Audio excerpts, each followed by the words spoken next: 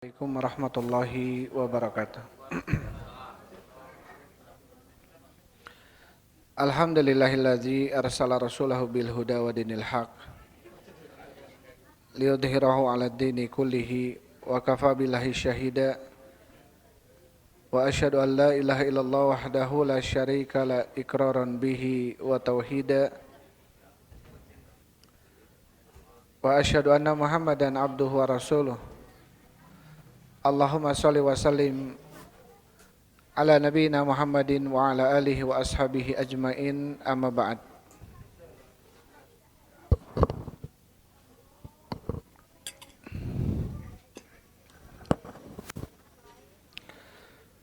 Ikhwan wa akhwati fillah hafizakumullah. Bapak Ibu jamaah salat maghrib yang sama-sama mengharapkan rahmat Allah Subhanahu wa taala. Insyaallah kita lanjutkan kajian kita dalam Kitab Tauhid karya Syekh Muhammad At-Tamimi An-Najdi rahimahullahu taala.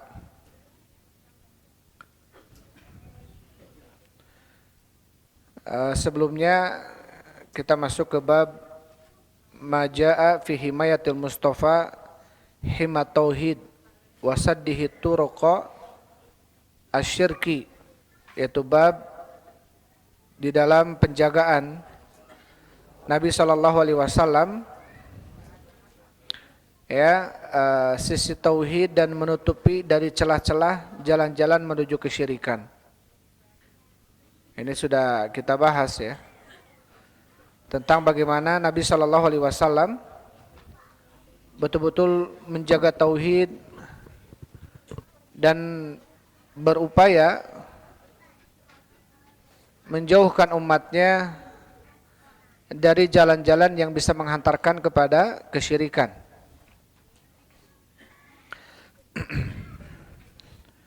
Baik, ini sudah kita bahas ya. Sekarang kita masuk ke bab setelahnya.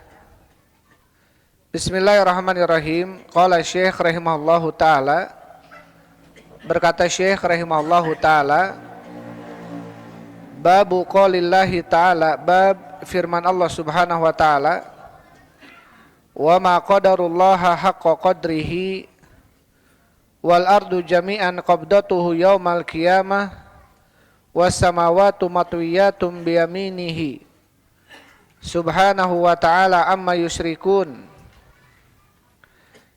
yang artinya wa ma qadarullaha haqqa qadri, wa ma dan tidaklah qadaru mereka memuliakan, mengagungkan Allah haqqa qadrihi dengan sebenar-benar pengagungan, wal ardu dan bumi jami'an seluruhnya, qabdatuhu yaumal qiyamah aku genggam, kata Allah, pada hari kiamat, was samawati matwiyatum biyaminihi dan langit-langit dilipat dengan tangan kanannya, digulung oleh Allah dengan tangan kanannya. Subhanahu wa ta'ala amma yusyrikun, maha suci Allah dan maha tinggi dari apa yang mereka sekutukan. Tentunya di dalam bab ini, atau dimasukkan bab ini ke dalam kitab Tauhid, di dalam bab ini penulis, yaitu Syekh Muhammad, beliau menginginkan mengakhiri kitabnya ini dengan bab ini, karena di dalam bab ini mencakup tentang dalil-dalil yang menunjukkan keagungan Allah Subhanahu wa taala. Dan di dalam ayat ini atau bab ini tentang bagaimana tunduknya seluruh makhluk-makhluk terhadap Allah Subhanahu wa taala, ya, menunjukkan dialah Allah zat yang berhak untuk diibadahi, untuk diagungkan. Dan di dalam bab ini akan disebutkan tentang bagaimana bahwasanya Allah Subhanahu wa taala mempunyai sifat-sifat yang mulia. Di dalam bab ini Allah Subhanahu wa taala berfirman, "Wa ma qadarullaha haqqa qadri." Dan tidaklah mereka di sini adalah orang-orang musyrikin, haqqa qadrihi, memuliakan Allah dengan sebenar-benar pemuliaan, mengagungkan Allah dengan sebenar-benar pengagungan. Karena mereka selain mengagungkan Allah juga mengagungkan selain Allah Subhanahu wa taala. Karena mereka selain memuliakan Allah juga memuliakan sesembahan selain Allah Subhanahu wa taala. Maka ini maksud mereka di sini adalah orang-orang musyrikin. Wa ma qadarullaha haqqa qadrihi. Taib. Di dalam ayat ini Allah Subhanahu wa taala mengabarkan bahwasanya orang-orang musyrikin mereka tidak mengagungkan Allah dengan sebenar-benarnya pengagungan. Dan tentunya tidak ada yang lebih agung dari Allah Subhanahu wa taala. Bahkan tidak ada yang lebih mampu terhadap segala sesuatu dibanding Allah Subhanahu wa taala. Dialah Allah yang maha segala atas sesuatu. Dan segala sesuatu itu di bawah kekuasaan dan kehendaknya. Dan seluruh makhluk itu semua ketika dibandingkan dengan Allah Subhanahu wa taala adalah sesuatu yang sangat hina, sangat kecil. Sehingga dalam ayat ini Allah melipat langit-langit tangannya. Ya, melipat seluruh langit dengan tangan kanannya, menunjukkan makhluk-makhluk itu kecil dari Allah Subhanahu wa taala. Kemudian Allah Subhanahu wa taala mensucikan dirinya Subhanahu wa taala amma yusyrikun. Maha suci Allah, ya, dan maha tinggi dari apa-apa yang mereka sekutukan. Waalaikumsalam warahmatullahi. Maka di dalam ayat ini perlu untuk kita perhatikan bahwasanya pemahaman Ahlussunnah wal Jamaah, pemahaman salaf, tentunya di dalam masalah sifat dan zat bagi Allah Subhanahu wa taala, maka para ulama mengatakan imraruha atau amiruha kama ja'at. Lewati ayat-ayat tentang sifat dan zat Allah Subhanahu wa taala sebagaimana datangnya. Karena di dalam ayat ini Allah berfirman wal ardu jami'an qabdatuhu. Ya, yaumal qiyamati was samawati matwiyatun biyamini. Dalam ayat ini Allah Subhanahu wa taala ada melafadzkan dengan qabdatuhu, aku menggenggamnya.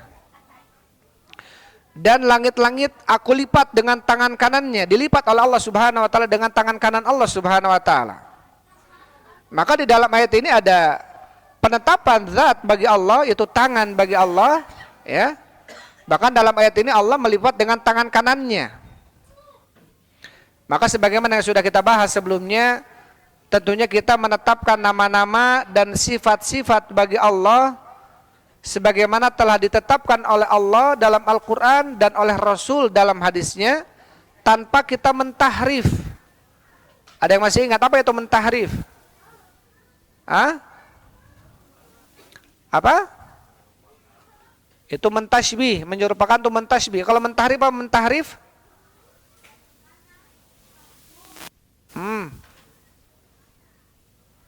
Merubah makna daripada makna sebenarnya, itu mentahrif. Ya, seperti Ar-Rahman alal arsy istawa. Jadi Ar-Rahman alal arsy istaula. Istawa dengan istaula. Ya.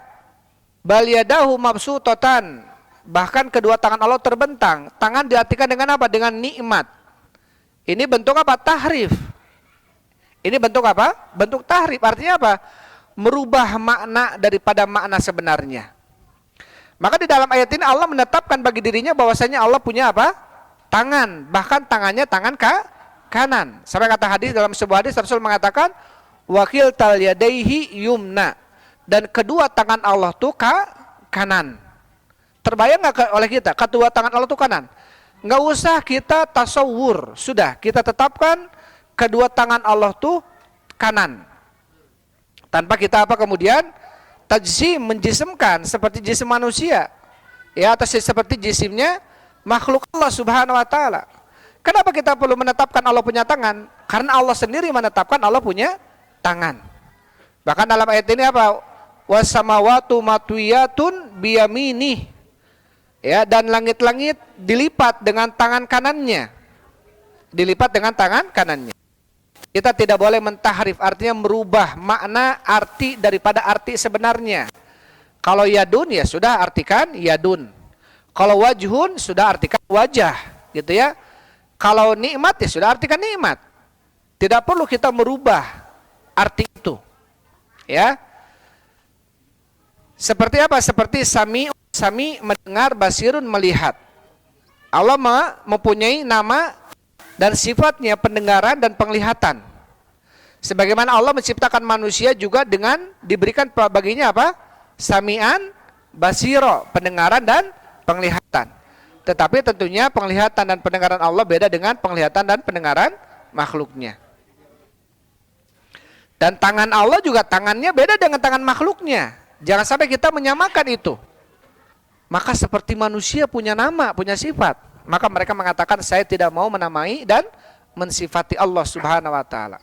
Maka mereka ini adalah mu'attilah, orang-orang yang menafikan nama-nama dan sifat-sifat bagi Allah. Adapun kita selaku Ahlussunnah wal Jamaah, ya, pemahaman para ulama dari kalangan sahabat, para ulama salaf, sahabat, tabi'in dan tabi'ut tabi'in, menetapkan seluruh nama-nama dan sifat-sifat bagi Allah yang telah ditetapkan oleh Allah sendiri dalam Al-Qur'annya, oleh Rasul dalam hadisnya, tanpa kita mentahrif, tanpa kita mentakyif, tanpa kita mentamsil atau mentasbih, tanpa kita mentaktil.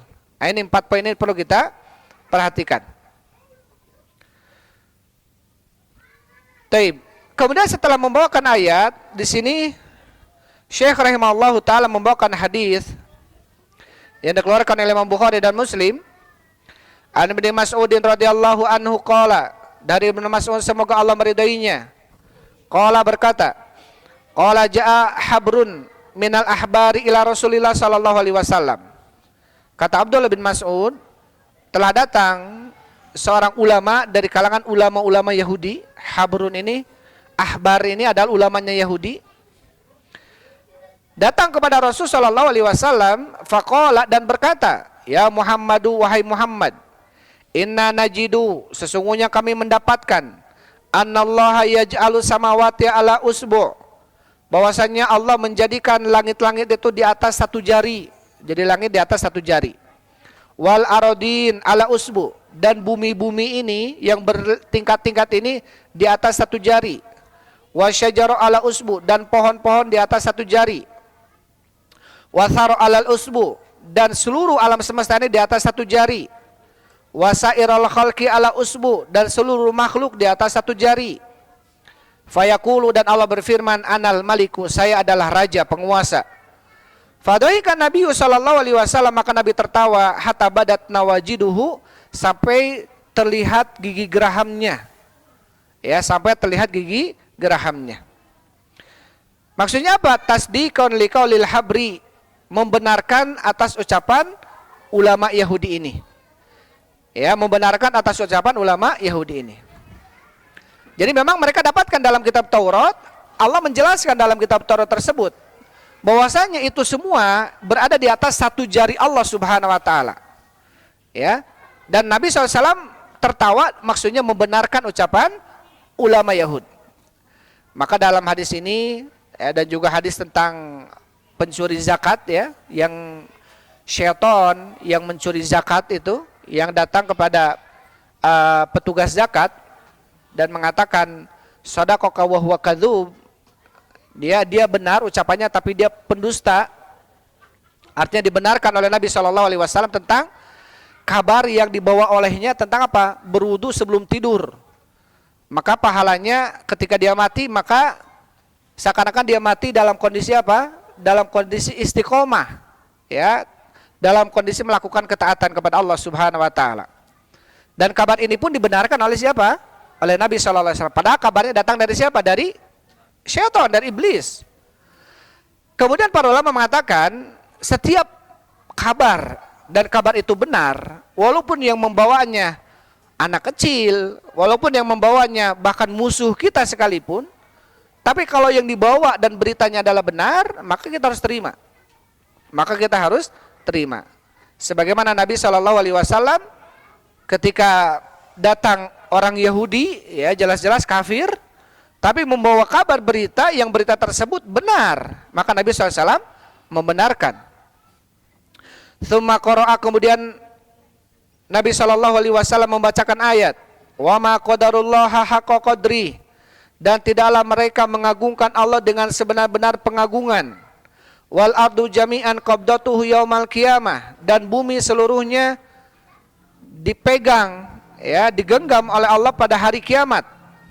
Wa fi riwayatil muslimin, dan di dalam riwayat Muslim, wal jibala wasyajara, dan gunung-gunung dan pohon-pohon ala usbu, di atas satu jari. Tsumma yahuzuhunna, kemudian Allah pun menggoyang-goyang itu, menggoyang alam semesta ini oleh Allah Subhanahu wa taala. Fayaqul, dan Allah berfirman, anal maliku anallah, saya adalah raja, saya adalah Allah Subhanahu wa taala.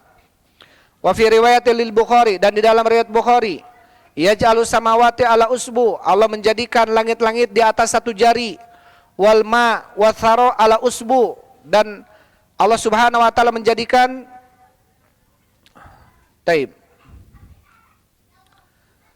dan Allah Subhanahu wa taala menjadikan air, ya,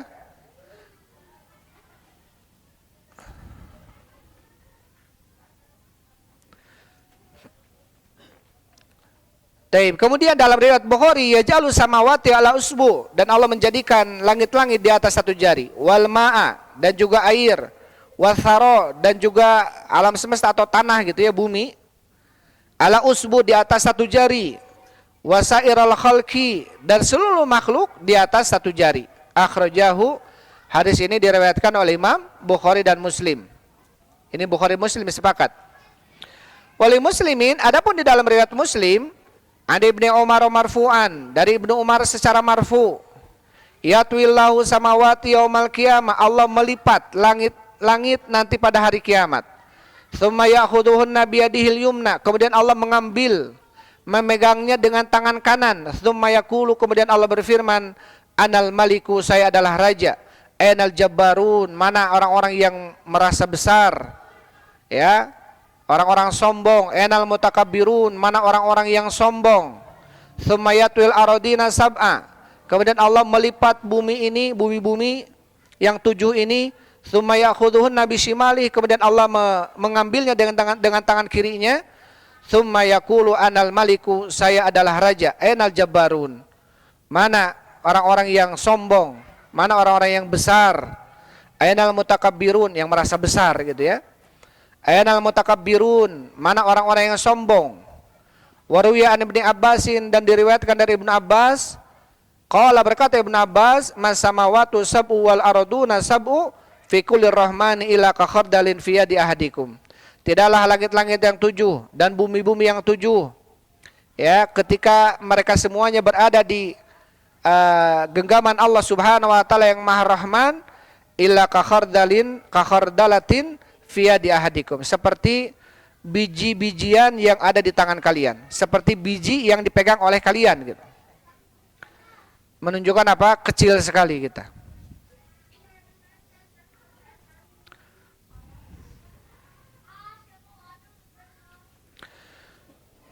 Taib.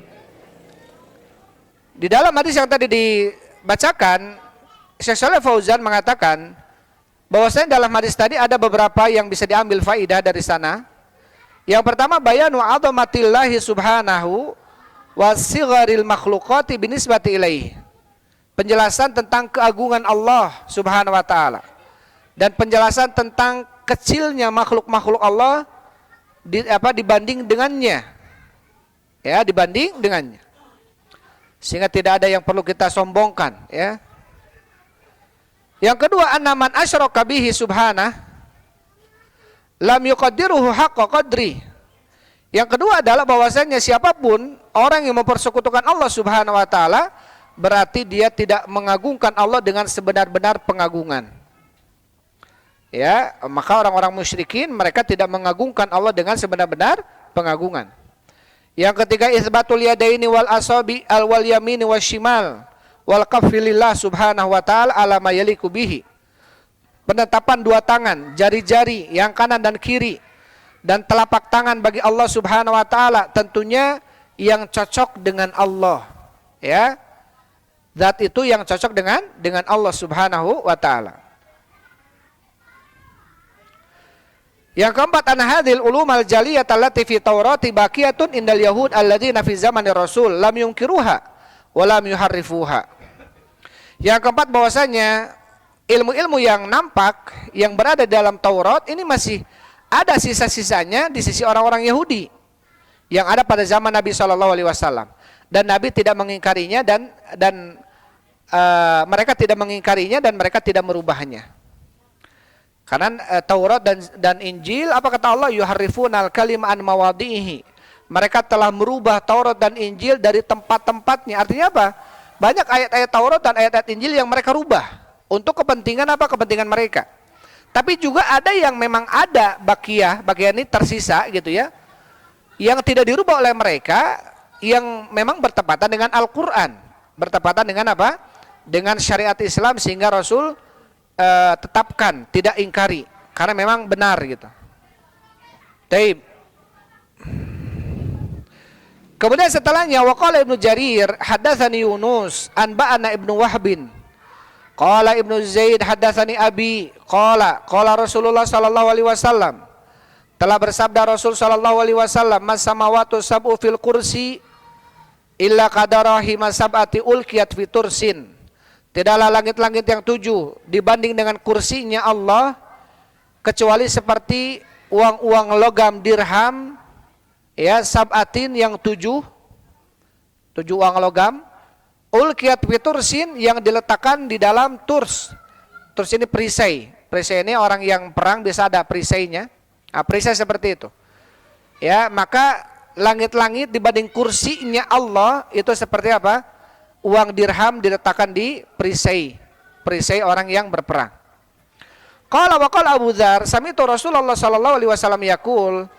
Berkata Abu Dzar, aku telah mendengar Rasul sallallahu alaihi wasallam bersabda, mal kursiyyu fil arsy ila kahal qatin min hadid ulqiyat baina dhahrai falatin minal ard. Tidaklah kursi dibanding arasnya Allah itu seperti cincin dari besi yang diletakkan baina dhahrai falah, yang diletakkan di padang pasir minal ardi, yang ada di bumi ini. Ya. Ini apa? Kursi dibanding dengan aras. Berarti apa? Arasnya jauh lebih besar. Arasnya jauh lebih besar. Perbandingannya seperti apa? Seperti cincin yang diletakkan di padang pasir yang ada di bumi.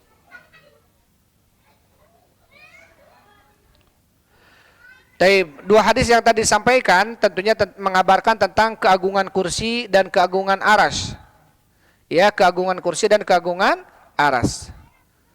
Dan menjelaskan tentang itu semua.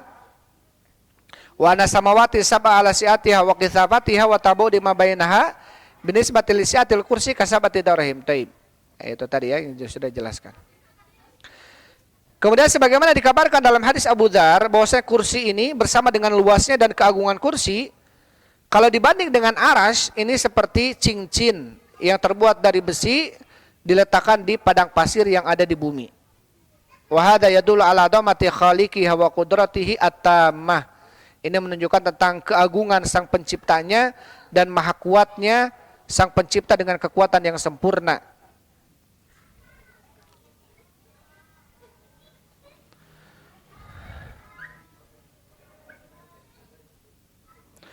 Taib annal kursi taib. Dalam hadis-hadis yang tadi disampaikan bahwasanya apa? Kursi lebih besar dari langit-langit, dan bahwasanya aras itu lebih besar dari kursi. Dan juga hadis-hadis tadi menunjukkan tentang keagungan Allah dan kesempurnaan kemampuan dan maha mampunya Allah Subhanahu wa taala atas segala sesuatu. Yang ketiga bahwasanya annal arsya ghairul kursi. Aras itu beda dengan kursi. Dan juga yang keempat, bantahan terhadap orang yang menafsirkan bahwasanya kursi itu diartikan dengan mulk atau ilm, ya. Wasi'a kursiyyuhus samawati wal ard. Ada yang menafsirkan kursi itu adalah maksudnya apa? Ilmu atau kerajaan. Maka ini salah. Kursi adalah kursi. Seperti apa kursinya? Wallahu a'lam bishawab. Ya.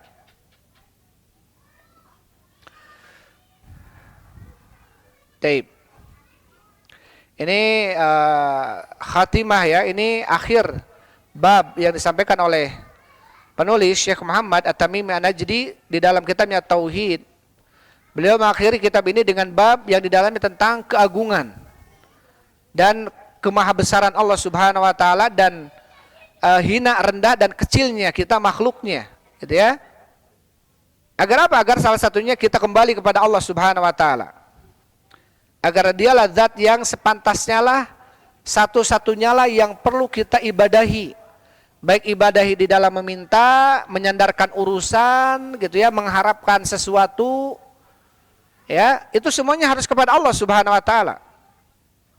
Terkadang kita imani bahwasanya Allah penguasa alam semesta, yang menciptakan alam semesta. Kita imani Allah yang maha mampu atas segala sesuatu.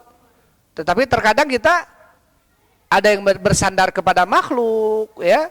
Ada yang kemudian kita mengharapkan kesembuhan dari makhluk, bukan dari Allah Subhanahu wa taala. Ada yang mengharapkan kelancaran usaha dari makhluk, bukan dari Allah Subhanahu wa taala. Padahal itu juga termasuk bentuk ibadah. Ketika kita menyandarkan, artinya roja kita, harapan kita kepada selain Allah di dalam kesembuhan, kelancaran rizki, ya, kelancaran urusan kepada selain Allah, berarti kita telah beribadah kepada selain Allah. Karena ibadah yang dimaksud itu bukan kita ruku dan sujud di hadapan Allah saja. Ketika kita kemudian menyandarkan urusan sesuatu yang tidak mampu kecuali Allah, berarti kita telah menduakan Allah. Dalam hal apa? Dalam hal ilmu gaib misalkan. Dalam masalah kesembuhan, dalam masalah kelancaran usaha, ya, dalam hal apapun. Ketika kita menyandarkan kepada selain Allah sesuatu itu tidak ada yang mampu kecuali Allah, berarti kita telah menduakan Allah. Berarti kita telah menduakan Allah Subhanahu wa taala.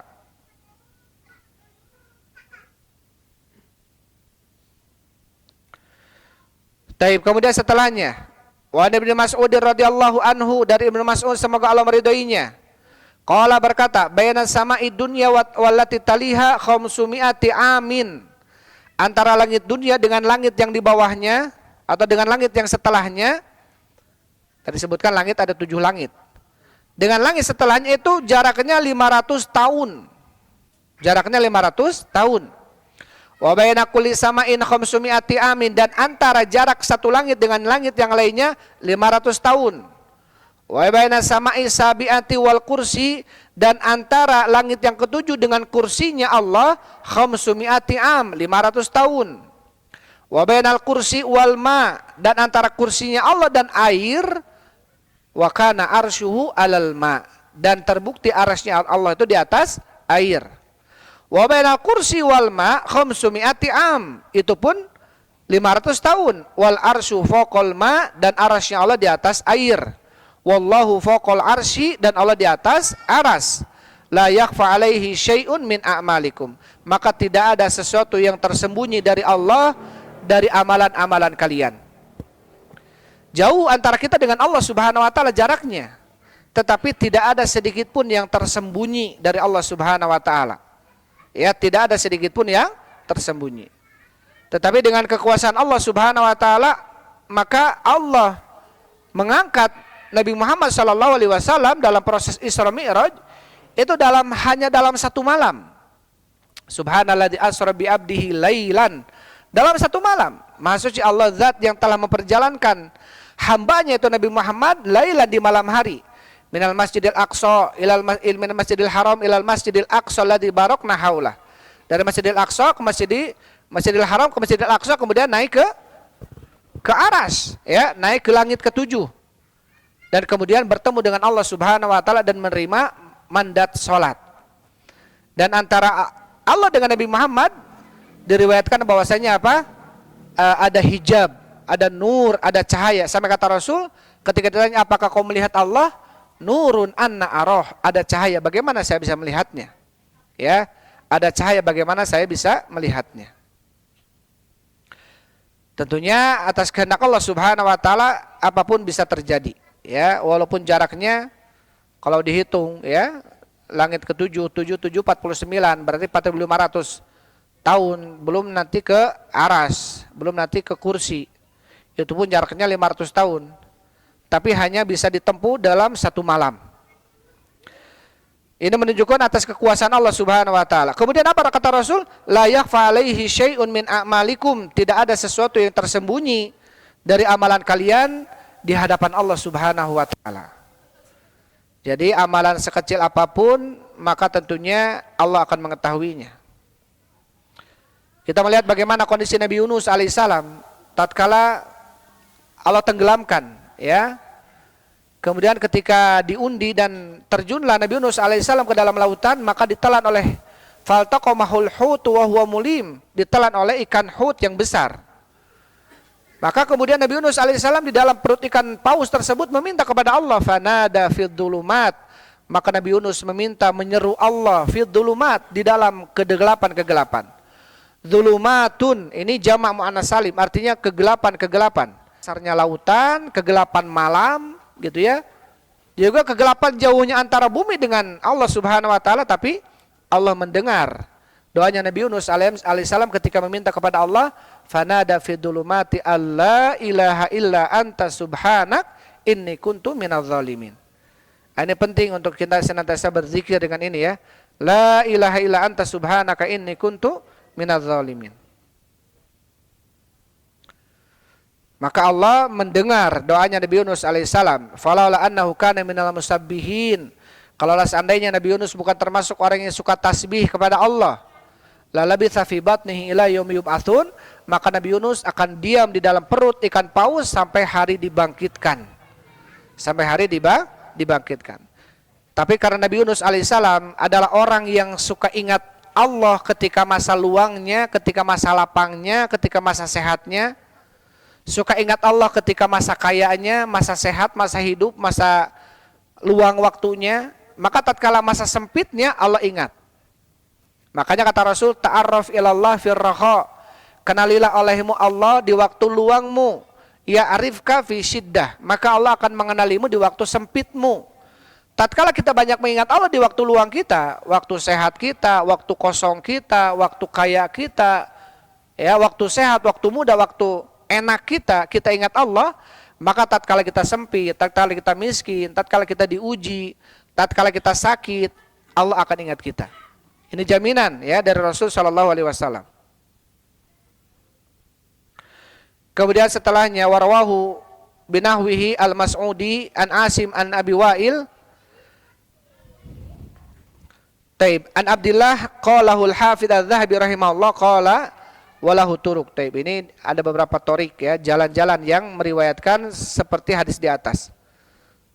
Wa anil Abbas bin Abdul Muttalib, dari Abbas bin Abdul Muttalib, semoga Allah meridainya, berkata, qala Rasulullah sallallahu alaihi wasallam, bersabda Rasul sallallahu alaihi wasallam, hal tadruna kam baina sama'i wal ard, tahukah kalian berapa jarak antara langit dan bumi? Kulna, kami katakan, Allah wa rasuluhu a'lam, Allah dan Rasulnya lebih tahu. Qala, kemudian Rasul mengatakan, bainahuma masiratu khamsati mi'ati sanah, antara keduanya, antara langit dan bumi, ya, jaraknya apa? Jaraknya 500 tahun perjalanan, masirah. Wa baina kulli sama'in ila sama'i masiratu khamsi mi'ati sanah, dan antara langit dengan langit jaraknya perjalanan 500 tahun. Wa kithabu kulli sama'in masiratu khamsi mi'ati sanah. Wa baina sama'i sabi'ati wal arsy bahrun, dan antara langit ketujuh dan juga aras itu ada lautan. Baina asfalihi wa alahu kama baina sama'i wal ard, antara bawah dan atasnya seperti langit, seperti jaraknya antara langit dan bumi, yaitu 500 tahun. Wallahu fawqa dzalik, dan Allah di atas itu, la yakhfa alaihi syai'un min a'mali bani Adam, tidak ada sesuatu yang tersembunyi dari Allah daripada amalan-amalan Bani Adam, yaitu manusia.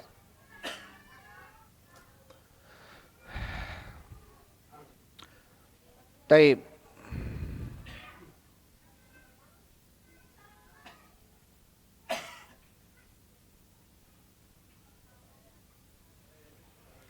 Maka di dalam hadis ini ada apa? Ada isbat ilmillahil muhit bi kulli syai' ma'uluwihi fawqa makhluqatihi. Ada penetapan ilmu Allah yang mencakup segala sesuatu dalam kondisi Allah maha tinggi di atas makhluknya, gitu ya. Allah maha tinggi di atas makhluknya, berarti menunjukkan Allah itu di atas. Allah itu di atas. Terus bagaimana dengan dengan ayat-ayat yang kata mereka yang mengatakan Allah di mana-mana, gitu ya. Mayukun min najah salasatin illa huwa rabi'uhum wa la khamsatin illa huwa sadisuhum wa la adna min dzalika wal aktsar illa wa ma'hum ayna makanu. Tidaklah orang yang berbicara berbisik-bisik 4 orang kecuali Allah yang kelimanya, 6 orang kecuali yang ketujuhnya, tidaklah lebih sedikit dari itu dan lebih banyak dari itu kecuali Allah bersama mereka. Itu kata mereka ma'iyah, ma'ahum, berarti Allah bersama mereka. Bersama di sini adalah ilmunya, pengetahuannya, pengawasannya. Allah tetap di atas langit, Allah tetap di atas arasy. Ya. Maka ada keutamaan-keutamaan tatkala Allah turun ke langit dunia kapan? Sepertiga malam terakhir. Kapan lagi? Ketika orang-orang sedang wukuf di Arafah. Maka Allah turun ke langit dunia. Itu untuk apa? Bentuk waktu-waktu yang spesial di hadapan Allah bagi manusia. Ya, kalau tiap saat Allah di dunia bersama kita, nggak ada waktu spesial. Menunjukkan kapan itu? Sepertiga malam terakhir. Innallaha yanzilu ila sama'id dunya fi kulli thuluthil lail akhir. Allah turun ke langit dunia. Kapan? Sepertiga malam terakhir. Barang siapa yang bangun di malam itu dan meminta kepada Allah, Allah akan jawab.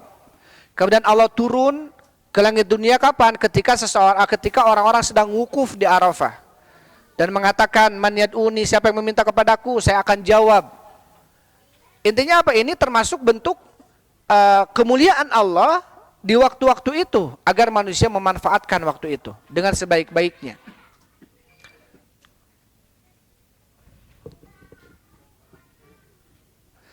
Dan adapun dari syarat apa? Dalam fil ardi ilahun fis sama ilahun fil ardi ilah. Itu dalam syarat apa? Al-Hajj ya. Allah nasta'an. Fil ardi ilahun fis sama ilahun fil ardi ilah. Itu maksudnya adalah ilmu.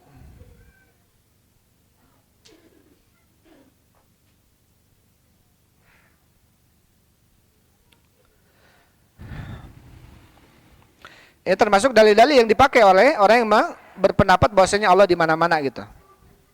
Wa huwallazi fis sama'i ilahun wa fil ardi ilah wa huwal hakimul alim. Ini dalam surat Az-Zukhruf ayat 84 ya. Bukan Al-Hajj. Dalam surat Zukhruf, wa huwallazi fis sama'i ilahun wa fil ardi ilah.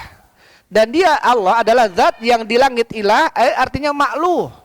Yang di langit pun disembah dan di dunia pun disembah. Artinya disembah oleh zat, oleh makhluk yang ada di langit, dan juga oleh makhluk yang ada di bumi. Jadi ayat ini ada artinya adalah wa huwallazi fis sama'i ilah, dan dia Allah adalah zat yang di langit adalah makhluk, ma'bud, wa fil ardi ilah, dan juga di bumi adalah makhluk, ma'bud, artinya disembah. Disembah oleh makhluk yang ada di langit, para malaikatnya, juga disembah oleh makhluk yang ada di bumi, ya, yaitu jin dan manusia.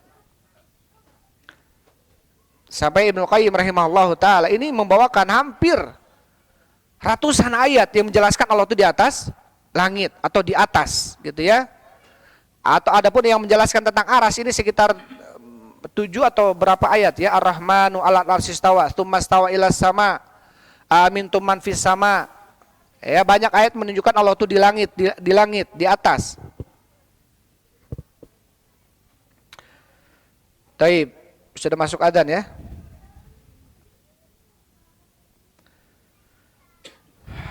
Taib, itulah yang bisa disampaikan. Ini berarti selesailah pembahasan dalam bab atau kitab tauhid. Masya Allah, ini berapa lama ini pelajaran tauhid ini? Ayat setahun nih bab ya, kitab tauhid. Ada setahun mungkin ya. Insya Allah nanti bab ataupun yang kitab yang akan kita bahas kedepannya adalah kasyfu syubuhat, ya, kasyfu syubuhat, menyingkap syubhat-syubhat. Kenapa kemudian kita bahas ini? Biar tahu tentang syubhat. Akhirnya orang menganggap oh ini benar, padahal itu syubhat sebetulnya.